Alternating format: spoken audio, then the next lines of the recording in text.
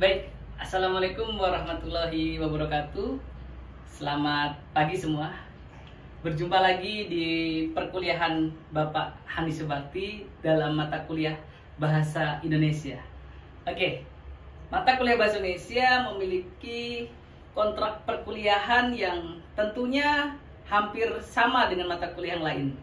Yang pertama adalah bagaimana adik-adik mahasiswa hadir dari pertemuan 1 sampai pertemuan 16. Artinya apa? Ada 2 kali ujian, ujian tengah semester dan ujian akhir semester. Dan perkuliahan efektifnya yaitu 14 kali pertemuan. Gitu ya.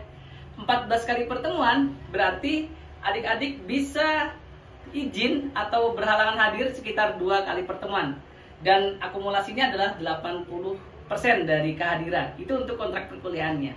Dan apa saja materi-materi yang akan kalian dapatkan di mata kuliah Bapak dalam mata kuliah Bahasa Indonesia akan kita bahas saat ini. Baik, dalam mata kuliah Bahasa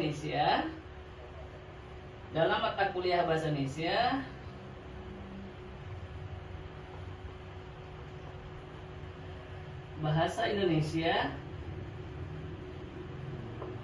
adik-adik mahasiswa akan mempelajari yang pertama ya. Pertemuan 1 hari ini adalah kontrak perkuliahan. Kontrak perkuliahan. Dan materi awal dia pada hari ini. Pertemuan kedua nanti adik-adik akan belajar sejarah perkembangan bahasa Indonesia. Sejarah perkembangan bahasa Indonesia. Oke. Di pertemuan ketiga, kalian adik-adik mahasiswa akan Hani kenalkan bagaimana penggunaan kata baku. Ya. Tentunya ada yang sering salah, itu kata non baku. Kata non baku. Nanti kita akan belajar di sini pada pertemuan ketiga. Pertemuan keempat kita akan belajar bagaimana penggunaan kalimat efektif. Penggunaan kalimat efektif. Kalimat efektif. Yang kelima, pertemuan kelima kita akan belajar bagaimana menyusun paragraf padu. Nah, artinya apa? Dari pertemuan ketiga, keempat, dan kelima ini berjenjang kan? Setelah kita belajar kata, kita lanjut ke kalimat dan menyusunnya dalam bentuk paragraf. Nah, tentunya di kontrak perkuliahan atau materi awal ini kalian sudah pernah belajar yang nomor 3, 4, dan 5 ini. Nah, untuk itu kita akan bahas ulang secara lebih mendalam bagaimana sih kata baku yang benar, seperti sekedar menjadi sekadar, analisa menjadi analisis, diagnosa menjadi diagnosis, dan lain sebagainya. Kemudian membentuk kalimat dan disusun menjadi sebuah paragraf. Di pertemuan ke-6 kita akan membahas bagaimana penggunaan tanda baca. Nah, ada 15 tanda baca. 15 tanda baca. Mulai dari titik, koma, sampai elipsis atau apostrof. Kita akan kupas tuntas bagaimana kata, kalimat, dan paragraf ini bisa disusun. Dan pertemuan ke-7 kita akan membahas penggunaan huruf kapital dan huruf miring. Nah, jadi sudah sampai pertemuan ke-7. Artinya apa? Pertemuan ke-8 kita UTS. UTS itu artinya ujian tengah semester. Ujian tengah semester. Itu berada di pertemuan ke-8. Gitu ya. Nah, Pak, apa kaitannya Pak dari semua ini? Jikalau adik-adik hadir di pertemuan awal sampai akhir nanti, kalian minimal di 7 pertemuan ini kita sudah membangun konsep dasar dari perkuliahan bahasa Indonesia.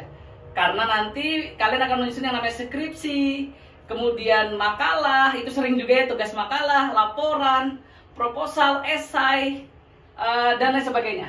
Itu semua bergantung dari benar apa tidaknya kata, kalimat, dan paragraf, serta tanda baca dan penggunaan huruf. Huruf miring dan huruf kapital tadi ya, huruf miring dan huruf kapital. Nah, jadi adik-adik mahasiswa tentunya kalian harus mendalami ini. Pak Hani akan mengajarkan ini semua secara berurutan, karena pertemuan ke-9 sampai pertemuan ke-15 kita sudah membahas yang namanya karya tulis ilmiah. Bagaimana itu karya tulis ilmiah secara umum, jenis-jenisnya mulai dari makalah, laporan, proposal, tugas akhir, bahkan skripsi nanti kita akan kupas tuntas.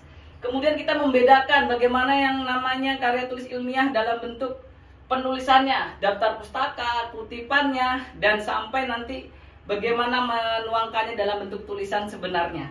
Itu di pertemuan ke-9 sampai dengan 15. Ini membahas yang namanya karya tulis ilmiah, KTI. Di dalamnya banyak sekali, mulai dari makalah sampai dengan nanti kita menyusun yang namanya tugas akhir. Tugas akhir atau skripsi. Nah, tentunya ini setelah kita membangun konsepnya. Jadi di pertemuan 1 hari ini kalian akan memahami kontrak perkuliahannya dan materi awalnya seperti ini. Namun kalau nanti kita sudah pertemuan 9 sampai 15, kita sudah membahas yang namanya karya tulis ilmiah, makalah, tugas akhir atau skripsi. Di dalamnya juga tentunya ada artikel dan lain sebagainya, ya. Jadi beginilah kontrak perkuliahannya. Kalian cukup hadir 80%, artinya kalian sudah bisa mengikuti ujian. Jangan sampai teman-teman adik-adik mahasiswa sudah tidak hadir, akhirnya juga sudah tidak bisa mengikuti ujian. Nah, perkuliahan Pak Hadi sederhana ya. Jadi mata kuliah bahasa Indonesia ini ada di kampus kita, di kampus hari ini adalah sebagai perpanjangan materi-materi atau mata kuliah yang lain. Karena kalau bahasa Indonesia kalian baik, artinya apa? Kalian akan dengan mudah mengerjakan yang namanya tugas makalah, laporan, esai, bedah artikel, bedah buku. Kalau kalian benar-benar memahaminya. Jadi sekali lagi Bapak ulang, di penggunaan kata baku, kalimat, sampai paragraf kita harus serius. Hingga nanti sampai kita mengenal yang namanya tanda baca serta penggunaan huruf miring dan huruf kapital. Gitu ya. Nah, jikalau ini benar-benar sudah kalian lakukan dan sudah kalian kerjakan dengan baik, saya yakin memulai setelah UTS nanti pertemuan 9 sampai dengan pertemuan 15 untuk karya tulis ilmiah, kalian tidak akan kesulitan. Itu. Selamat datang di perkuliahan Pak Hani. Selamat mengikutinya. Sampai jumpa. Terima kasih.